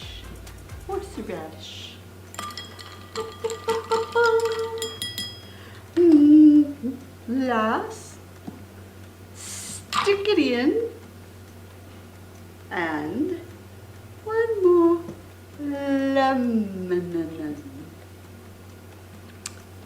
Mock Mary to you.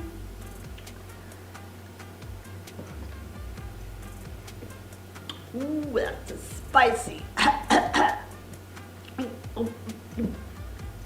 Maybe needs a little more sweetener.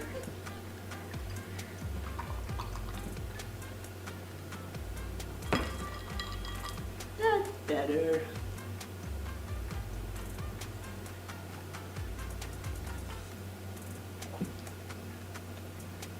Till next time. Hey, there you are again. Welcome back. Oh, listen, earlier I was talking about the radio shows that we do here at Ellensburg Theater Company on the Road Playhouse stage. And now I have one of the directors of one of our brilliant radio plays here right next to me. Her name is Valerie McGilvery. Now, she's been with ETC way longer than me. She's been here from 2009, I think, was your first year here. And I've worked with Valerie on a number of productions in a number of capacities, and I enjoy my work with her so much every time. Her professionalism and what she brings to the job is just an amazing thing to see from the actor standpoint, but also just from the audience standpoint. When you see a Valerie McGilvery show, you are watching something that just the exquisite attention to detail is just magnificent. Everything is covered, and so I'm really delighted to be able to talk with Valerie tonight, and she's going to tell you a little bit about how she came to theater. I came to ETC in 2009. I think I had been here almost a week. My furniture wasn't even here yet, and Ralph Sheeler was a great friend of my father's, and so I was introduced to Ralph at my dad's house. And he wasted absolutely no time at all getting me right down here. And it's been a pleasure ever since for the last 12 years. Well, Valerie, tell me a little bit about this last year's shows that we've done. It's been a tough year for everybody, but we managed to pull off a few productions, and one of them was your triple header of radio plays. So let's talk about that a little bit. Well, it didn't start out to be a triple header. I had picked out 3 shows and I liked them all. And we did readings down here, and I had a cast. And I said, okay guys, we need to pick out 2 of these. This is typically what we had done. And they said, why? And I said, well, because we typically do 2 shows. And they said, well, why? And we ended up doing all 3. And we had more fun. The first one we did was Sorry, Wrong Number. And I had some folks in there that had never been on the stage before, which is a great delight for me. And it was fun watching them come out. Then we did the sound effects right on the stage as much as we could. The only thing I think was canned was the train. And coordinating the train and the classic scream were wonderful fun to do. We also did a detective one of Poirot, and again, folks who had never been on the stage before. And one of the administrators in our school system, I think, out Poirot. It was amazing. That was Tim Wilson. That was Tim Wilson. Who later Yes, appeared it in was. my play Beer for Breakfast and Yes, did a he wonderful job in that as well. Tim's wonderful, isn't he? He is, and he's great to work with. And then finally we did comedy. We did one of the Father Knows Best, Father Knows isn't it? Best. Yes, Thank it you. was. Father Knows Best. And that one had Beth Jensen as one starring. No, she was in the Poirot one. Sorry. She was in the Agatha Christie. Yes, Yes. I can't remember her character name, but what a brilliant Oh, portrayal she was of this little amazing. sidekick. Yes. Yes, and starting out so ladylike and ending up saying, "You got yourself a secretary." Yeah, she was wonderful. Don Woods played, and he was our interpret announcer through all 3 shows. This has been his forte because he has such a wonderful voice.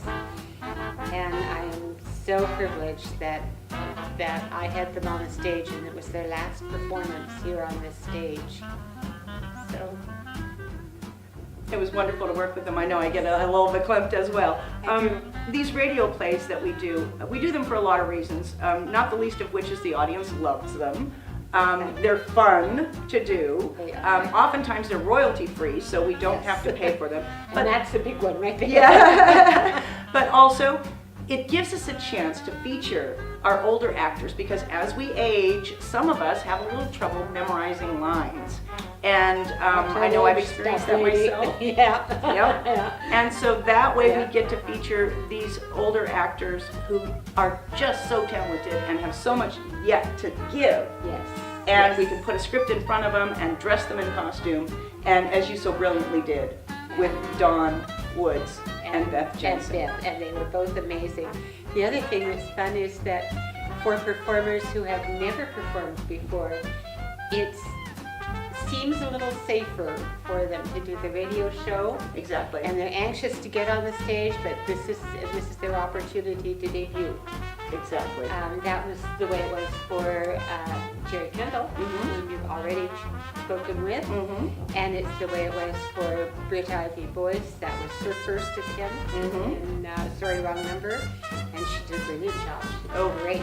Brilliant, yes. Lots of fun. She got Britt was wonderful. more and more obnoxious as the show went on. Oh, I which love was being her character. operator and thwarting her at every turn. It was so fun. It really was. So that was, that's the last thing I've done, and then COVID took over. It's the last thing anybody did. Well, we're really looking forward to whatever's coming next, because we are not going to be closed forever. We are going to open our doors again and have people in the audience again to do shows for. And so I'm hoping that you'll be involved in our very next production. And I want to work with you again. I'm just dying to work with you again. Thank you. I'm looking forward to working with you. It's going to be a lot of fun. Valerie is also the partner of our Jam Night host, Dan Dresser. And would you talk a little bit about Jam Night? Would you like to talk a little bit about I Jam Night? will. Jam Night actually was your brainchild. You and Dan put your heads together for that one. And they started out being Thursday night because before a performance, Thursday night were dark. So it's something that we weren't going to conflict too badly with whatever was being rehearsed here. It started out with a few performers. It was Dan and Dallin was one of the first people who showed up. And then bit by bit, people began to find out about it. And bit by bit, we began to develop an audience who would come down for this. And it was you and Rick were unfailingly here every Thursday, setting up this stage, making sure it was ready for the performers, making sure there was coffee. We had a $2 jam is what it was called, and people put in their $2 and they could have coffee and cookies and listen to good music, and that's just what they did. And the audience grew for that. Sometimes more, sometimes less, but we continued to have an audience. It helped keep the lights on, the doors open at a time when we were slowing down. When we started to have some restrictions for spacing, you were the one that made sure that the actors, the musicians were set on the stage appropriately, and that the audience area was set up appropriately also. So it was a great thing for a year, and then finally they got to the point where they said, no, I'm sorry, the performers have to be masked. That is hard to do when you're singing. Yes. And it was kind of the end. Yep, that was just for a little while though. Yep, I'm hoping that it won't be long before we can bring it back. Music's happening again at the Road Playhouse pretty soon. Pretty soon. We're ready for that. Thanks, Val, for visiting with me tonight. It's been really fun. It's been a pleasure to be here. I wanted to tell you, I know you like comedy. You like comedy that's meaty. My favorite is the suspense and the special effects. Yes. Yes. That was so good. Yes. Mr. Howlett did the special effects for The Uninvited. And the portrait glowed blue and the smoke came out of the cedar chest. And those things were so much fun to do. My other favorite genre is melodrama. Sawdust theater, we used to call it, with a very stylized hero, stalwart and not too bright, and the fair heroine, also not too bright, and of course the dastardly villain. You must have that, Snidely Whiplash has to show up. Those are fun. They're stylized theater. It's a special genre. If you can get actors who can learn to do that and don't mind doing it, where they take 2 steps back before they take a step forward, really have fun with it. I think that we can make it go here too. Oh yeah, I think the audiences love that, yes. Yeah, so radio, scary things, and Sawdust Theater, I think are my thing, and I've really loved doing all of them over the years. Well, I can't wait to get back to doing it with you. Oh, I can't wait either. I'm looking forward to it. Thanks. Thank you. Thank you, Gigi. Again. I have Mr. Myers here. We're making, what are we making? Oh, mock mojitos. And we're going to use some lime, squeezy, squeezy, squeezy, squeezy. Ooh, squeezy, squeezy. Okay, we put in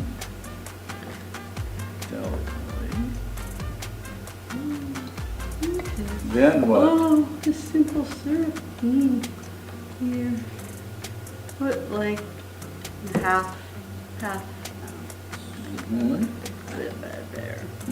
About here. Okay. Okay. That's Lovely. okay. Secret mojito ingredient. Mint. Save a few for like garnish. Okay. You muddle. Whatever you say, Mr. Myers. Make this pretty. He's muddling. Muddling. Are you muddling? I'm muddling. I'm muddled. All right. So now it has to sit. And while it's just to blend flavors, darling. Oh, darling. Darling. Seriously? Dance me, baby. Ooh, do, do, do.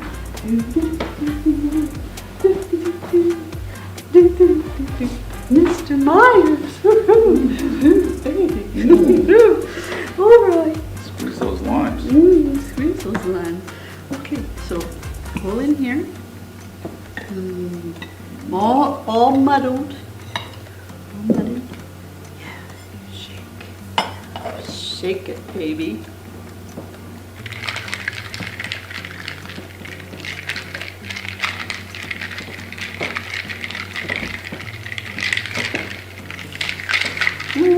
Well shaken. Okay.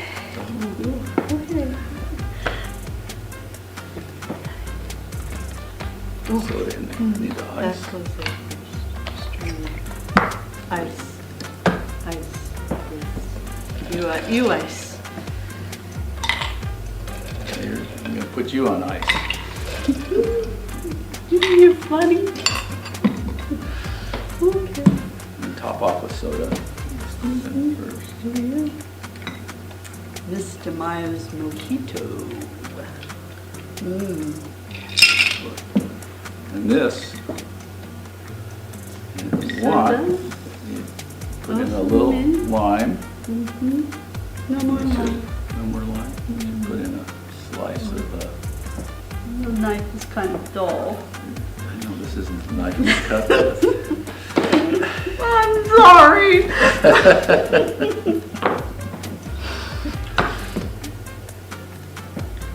Beautiful. Beautiful. Now this would be good for you. Soda. You can have a sip of this one. You can put in some rum too if you want to make it sweeter. We'll see. You taste this one because you're not getting one with the rum. No?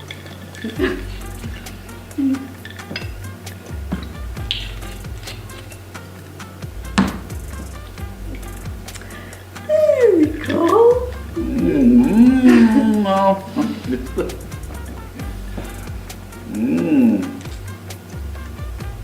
Perfect. Bye-bye. Good night. Hey there, how you doing?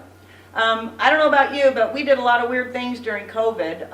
One of the things we did, Carol and I, was we started to learn to play our ukuleles here, and so we're working on that. And some of the other stuff we did was a lot of buying on Amazon and baking bread and frying food, and some of us did some pretty weird things to our dog's fur. So I imagine a lot of us did a lot of the same activities, and so we wrote a little song about that, and it's called the COVID Crazy Song, and we'd like to perform it for you tonight. Carol, how about you? Are you ready to do this? Yes, You wanna let's go perform this for it. song? Okay, so yeah, it's going to be over soon, but it's still with us for a little while longer, so we had to write a little song about it. So here we go. 1 and 2 and 3.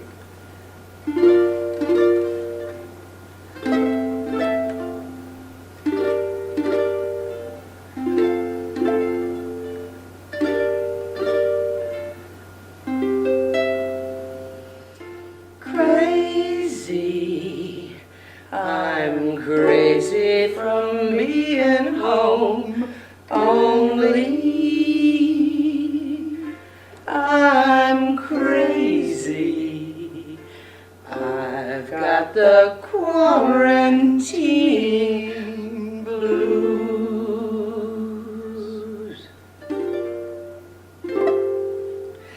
Who knew that COVID would be so undaunted?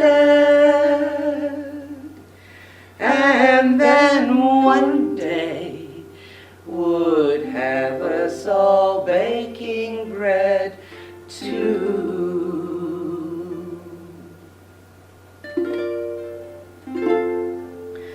Hurry, there is no hurry in curry. Wondering when will they vaccinate me?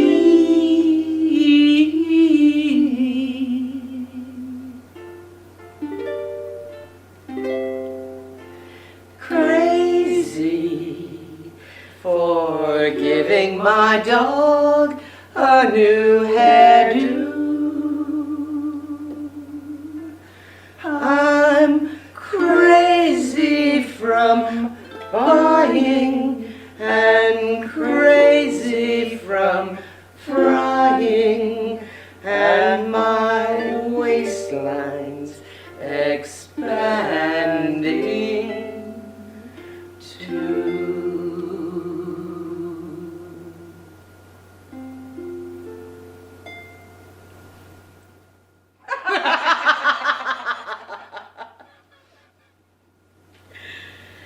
Hey folks, that's our show for tonight. Thanks so much for being with us. And I promise next year, right here in the building, we'll be back here together and we'll laugh and joke and talk about how weird this last year was.